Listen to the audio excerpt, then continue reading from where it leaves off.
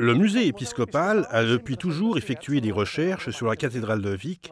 qui fut consacrée par l'évêque Oliba en 1038 et qui fut remplacée par la cathédrale actuelle à la fin du XVIIIe siècle. Édouard Junyent, conservateur du musée épiscopal de Vic, dirigea les fouilles après la guerre civile et récupéra la crypte et quelques vestiges sculpturaux, bien que 3 de ceux qui étaient le mieux conservés étaient déjà passés entre les mains des collectionneurs privés et qu'ils se trouvent aujourd'hui dans les musées de Lyon, Londres et Kansas City. Il a été dit quelquefois qu'il s'agit de vestiges d'un retable qui aurait eu d'énormes dimensions pour son époque, ou bien d'un autre type quelconque de meuble liturgique.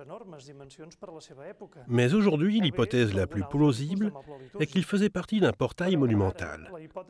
En tout cas, le référent le plus immédiat est celui de la sculpture du portail de Ripoll, daté d'environ 1140,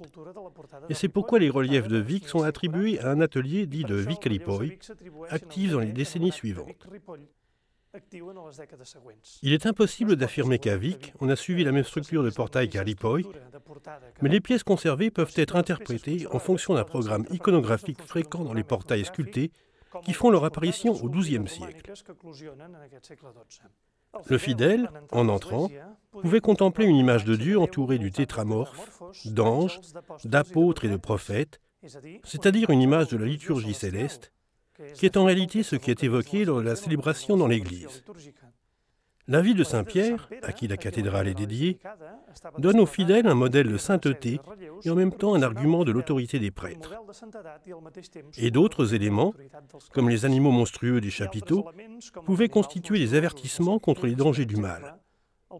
Pour les laïcs, mais aussi pour les prêtres, qui pouvaient faire des lectures plus complexes, la porte de l'église était un lieu d'une importance primordiale,